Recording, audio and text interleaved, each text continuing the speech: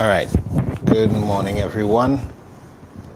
Can we just verify that y'all are hearing me?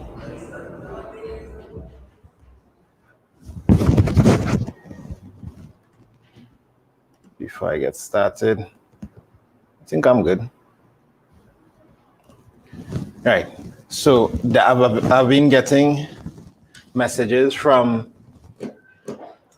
students and teachers about what goes in the introduction for the SBA bank mathematics, and like, take a look at this SBA. What do you think about this introduction? What do you think about this introduction? What do you think about this introduction? A lot of people, we're doing a survey in the student hub with students, and a lot of the number one complaint with students right now is just balancing the time. SBA's labs, deadlines, assignments, labs, SBA deadline, assignments. Just living from deadline to deadline. Again, the SBA is done on time correctly. So I'll just give some insight into the CSEC mathematics SBA, focusing on the introduction this morning. So just a quick live on that. Press like on the stream. You can feel free to share. So if you're doing the CSEC Maths SBA, you're watching this in the future. I go to say in the past, in the future, this will really help you. We're examining the introduction today. Now, keep in mind, I wrote a book on the CSEC Maths SBA called the SBA Bank, and in this book there are 20 samples of SBA. So you can get this book now as an ebook, and very soon you can get it as a hard copy print book. So the number to call, I will just say the number to call, 7840619, 7840619. Can I write it on the book? 7840619. So I think we should get started here now. 7840619. So you can WhatsApp this number, and when you WhatsApp that number, you would get you'll be able to get this book. Now, anybody who in the live here and have this book could testify to the amount of resources I just point to this book. So in the table of contents in the book, I included sections explaining each section of the CSEC Maths SBA, and then I included 20 different samples for you to work with, so you can understand how to best write your SBA. The idea with this book is that you can take this book, study it, and in one night just do your SBA. It's like, I don't want to say a cheat book, but you get the idea now. But it explains how to do a legitimate SBA. Too many of the SBAs that you're all sending me, not legitimate, not real, it's not based on a real thing. It's just like company X and company Y and country, and I live in Bangladesh, and the kind of things I've seen, it should be a real situation. All right. So the cost for the book is 32 US, I think, or 200 TT, something like that, 200 TT. Sorry, I don't have the cost offhand. I believe it's 200 TT. And if you have a credit card, you could actually go on my website and buy it now. But if you don't, just WhatsApp this number. If you're in a different country, +1868 and that number, and you'll be able to get the question bank. Now let's look at the introduction. We're just focusing on the introduction today. So your introduction is with 4 marks. This is the thing some people overlook. 4 marks. Out of the 20 marks, 1/5 of the mark in your SBA come from introduction. If you consider that 2 marks is just look something, then it's 4 out of 18 marks in your SBA comes out of the introduction. And these are the things your teacher will be looking for instantly. It is like a paragraph with clearly stated objectives, a paragraph or 2, comprehensive description of the project should be there. And your table of contents, the mark for your table of contents is also awarded in your introduction. So you should have a table of contents. Some people literally put introduction, then table of contents. That's okay. You can put the table of contents on a page before I find that looks better. That's okay. So if you do not include an adequate table of contents with page numbers, you'll immediately lose 1 mark in your SBA. So stop sending me SBAs without table of contents. I advise you to use the automatic table of contents in Microsoft Word. It's very easy to use. There are videos on me on YouTube actually showing you how to do this. This would require you to use headings when labeling each section, but it makes your life much easier when editing your SBA and the content and page number shifts. So you have an SBA, you use the headings. Use headings in look at here in Microsoft Word. So let me just show you very quickly. So if I open up Microsoft Word and I type introduction, and then I type the body for the introduction, and then I insert a page break, and after the introduction is method of data collection, and I have my stuff for the method of data collection, and then I insert a page break, and after that is presentation of data. Catch the idea, right? Now my screen is really big, so it's the computer knows to split it into, but you all will probably be seeing it like this. So this is what you do. You go on home, you make heading 1, you go on home, you're heading 1. Now don't click heading 2. This is just the type of heading. So all of them are heading 1s, heading 1. So this is like each section, heading 1. And then before the introduction, so let me come and say like before the introduction, I want to include a table of contents.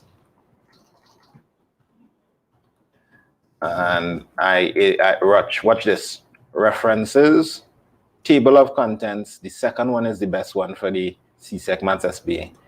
Bam, it automatically includes a table of contents with each of the headings that I designated and the page number. So you really want to play around with this. This will really help you when you're doing long projects, university projects, or even long projects from CAPE, CSEC, or CSEC that require a big write-up. So table of contents, introduction, method of data, presentation of data. And what happens if I decide to put everything up, push everything a page down, and I come now, I don't need to go and find back each one of these and change the number individually. I can just click update table, and there it goes. It updated the table for me. All right. So table of contents, and this is just a quick way to just do it. Also ensure after you finish your introduction, ask yourself these questions. Does your introduction answer these questions? What are you doing? No, why are you doing a project on this topic? Does your introduction answer that question? This is a good question to answer. It kind of gives out some backdrop and a little bit of something we call the rationale. What is the SBA about? Does it clearly tell me quickly and concisely what the SBA is about? Who is doing the SBA? Is it a group SBA? Are you saying me? Are you saying us? Are you saying the group? Are you saying what inspired the group to pick this SBA? That should be there. And also, what mathematical topic does this SBA lean into? An excellent thing to include in your introduction. So commonly the student might say, I am going to use my knowledge and consumer arithmetic and with focus on simple interest or focus on higher purchase to show, to arrive at my objectives in the SBA. What will you show or accomplish at the end of the SBA? And this is one thing that you should state very clearly. I just advise students, if you want to make sure you don't make any mistake with this, just state the aim in my SBA or my objectives are to do this. So let me just show you a quick example. Let's just pick one by random. 2 of these are just samples. Okay. Using matrices to encrypt and decrypt text. So this is one of the samples using matrices, and it's very rare that you see a SBA on matrices. So I decided to include this one so some inventive student can model after this SBA and come up with something like that. So you see how the table of contents comes right after. Now, once again, you don't need to do all this fancy thing here. Your SBA should just be clean, nice, and SBA looking. No kind of Arial and Comic Sans font and thing that all you're sending me. Times New Roman, Cambria Math, we good. Something with serif, not sans serif font. So project title, introduction, method of data collection, blah, blah, blah, blah, blah. So you have your table of contents well listed. Obviously, you wouldn't have this amount of pages. This just happens to be the page number it's on in the book. your introduction. So let's take in this introduction and see if it answers the questions that we have. By the way, I could have made this big a long time. My gosh. My friend and I have a shared interest in computers, coding, and encryption. This is called cryptography. Right. Giving a little backdrop. That's good. Your introduction should have a little backdrop. Now, some people, even some teachers, think the SBA is some kind of abstract thing. Like, we are going to analyze this. No, not even we. No pronouns, no nothing. There is a situation where this is happening, and there shall be this happening. We shall not we. It just I can't even do it. It's just very abstract. It shouldn't be like that. The SBA should be relating to something real. It shouldn't be like you making up things or you making up a situation, because when the SBA goes up to CSEC and it becomes moderated by someone other than your teacher, problems in the camp, because you decided to make a fictional situation and an abstract situation. So my friend and I shared interest in computers, coding, and encryption. This is called cryptography. The basic idea of that, that word cryptography is that information can be encoded using an encryption scheme and decoded by anyone who knows the scheme. So some backdrop on the idea. There are lots of encryption schemes ranging from quite simple to extraordinary complex. Most of them are mathematical in nature. We will use this SBA as a chance to apply concepts in matrices. So you answering that you're taking something from the CSEC math syllabus and putting it into application to come up with a simple but effective encryption that can be used on short messages. So you're going to use matrices for encryption? Awesome. I want to know more about this. Our main objectives are, oh gosh, you see this? Best. So you collect your mark for this. You collect your mark for talking about the background and description of what you're going to do. You collect your mark for the table of contents. The encoder will use a 2x2 matrix, and the decoder will be the inverse of the matrix. And you give a nice little heads up. Now, you're not going to go into talking about too much about how you're going to get the data in your introduction. That's for your method of data collection. You're not going to thief stuff from a presentation of data and start to draw things and show the 2x2 matrix and thing here. That's for other times. So we just focusing on the introduction in this little short live session I'm doing here. Anyone have any questions? Anyone have any questions? So let me just bring up, why is you all coming up with questions?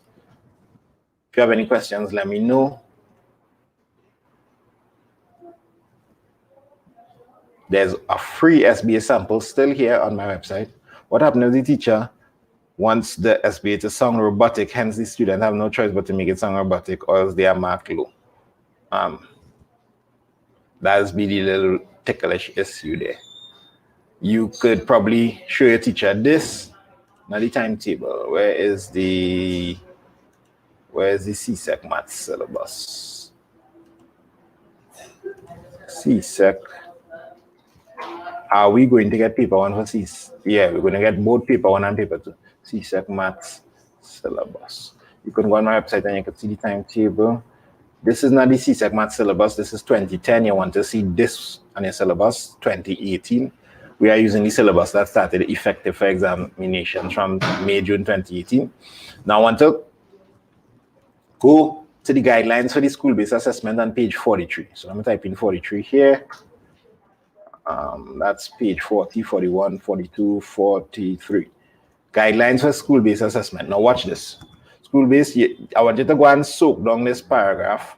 This gives you an idea into what CXC hopes to accomplish by giving you the SBA. The project may require candidates to collect data or demonstrate the application of mathematics in everyday situations. This is what they want you to do. The activities related to the project should be integrated into the classroom instruction so that it enables candidates to learn and practice the skills that you get in the classroom. You're putting it into practice. Speaks about the role of the teacher, why the project. I want to find a certain sentence in this that you could probably just bring to your teacher's attention in this case. Here they're giving you some sample areas like hire purchase or cash, sports utility vehicles versus cars. A lot of stuff is here.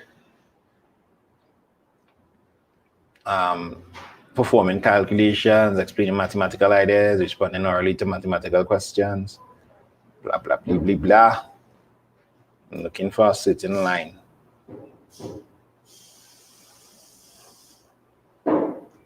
Title is clear and concise and relates to a real world problem.